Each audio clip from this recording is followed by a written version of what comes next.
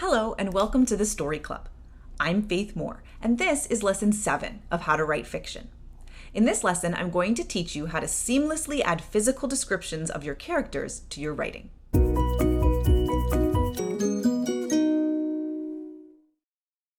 The Story Club is a place for writers, readers, and story enthusiasts to engage with the stories they love.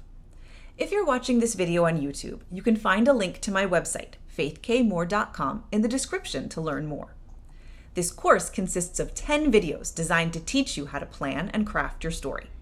All 10 videos are completely free to watch. If you'd like to receive writing prompts and personal feedback tied to each lesson, visit faithkmoore.com and click on Course Offerings, then How to Write Fiction for more info. Or just check the description of this video.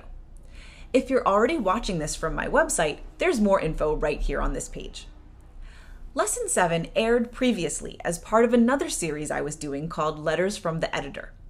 You can find the rest of those videos on my YouTube channel. If you've already seen it, you don't have to watch it again unless you want to. But even if you've seen it, you should head over to faithkmoore.com to learn more about how to get those prompts and personal feedback. Here's the video.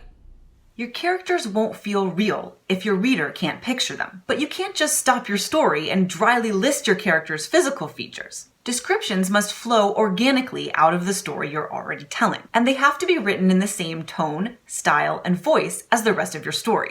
So, how do you do that? The first step is for you to know, with painstaking specificity, what the person you're trying to describe actually looks like. If you're artistic, draw a picture. If, like me, you're artistically challenged, you can search online for a picture of a person who looks similar to the character that you're trying to describe. You can also make a list of the character's physical features and mannerisms. Step 2 is for you to introduce into your story a scenario in which it becomes natural for you to describe the character. Let me pause here and give us an example to work with. Here's a character I made up. Her name is Emily.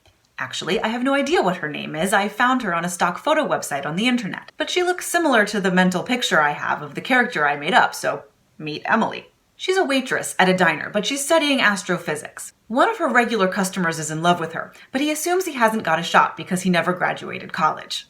Let me just pause briefly to say thank you so much for being here. I hope these lessons are helpful. If you'd like to connect further, I'm excited to share that I am now on Locals. If you'd like to join a community of writers and readers and get exclusive content from me, I hope you'll consider becoming a Story Club VIP. Please visit my website, faithkmoore.com, and click on Community for more info. I hope you'll join us. Okay, back to the lesson. Before I tell you what to do, let me tell you 2 things you shouldn't do. The first is to just stop the action and tell us what Emily looks like. Something like, Emily was a 5'4" brunette with brown eyes and a warm smile. She had freckles, and a pointed chin, and full pink lips. This may be true, but it completely stops the flow of the narrative, and it makes it sound like you're trying to help your reader pick her out of a lineup.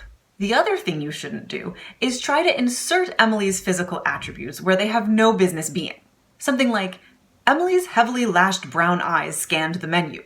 The color of her eyes and the extent of the eyelashes surrounding them has nothing to do with her ability to scan the menu. You're only mentioning them here to try to sneak in a description. So, how do you get the description in there? Tie it to an event that necessitates a physical description and an emotional response, if possible.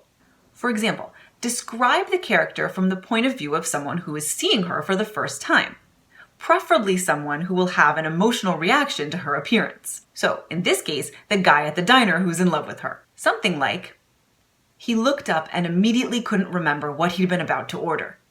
It was her freckles he noticed first, scattered across the bridge of her nose like stars. Then her eyes, pools of caramel and honey. A lock of auburn hair fell into her face, and she absent-mindedly flicked it away with the hand holding her pen. Her full pink lips opened. Are you gonna order or what?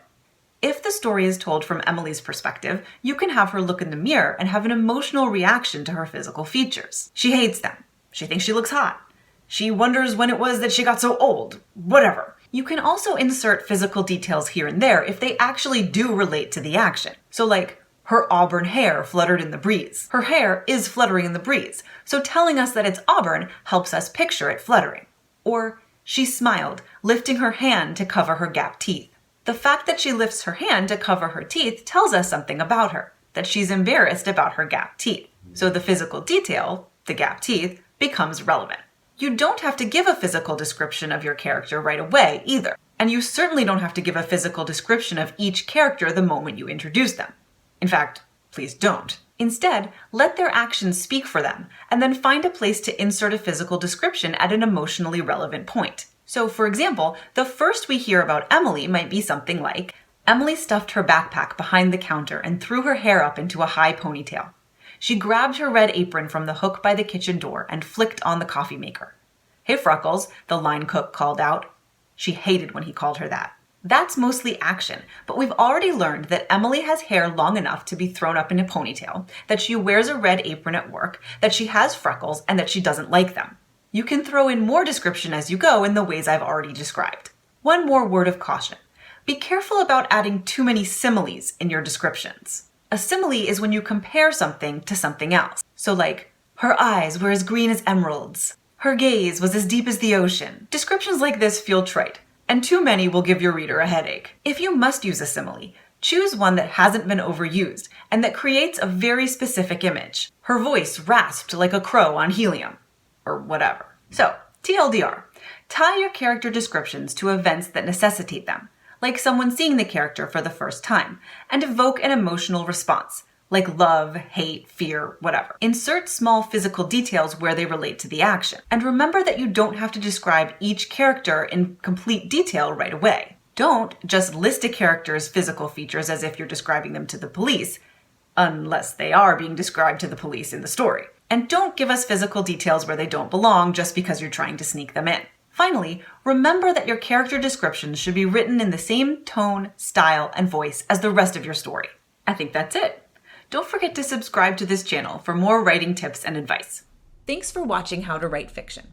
Remember, if you'd like to receive writing prompts and personal feedback tied to each lesson, visit faithkmoore.com and click on Course Offerings, then How to Write Fiction for more info. Or just check the description of this video. Also on my website, you can click on Editing Services to learn how to hire me to edit your work. Or you can click on Community to find me on Locals. Happy writing!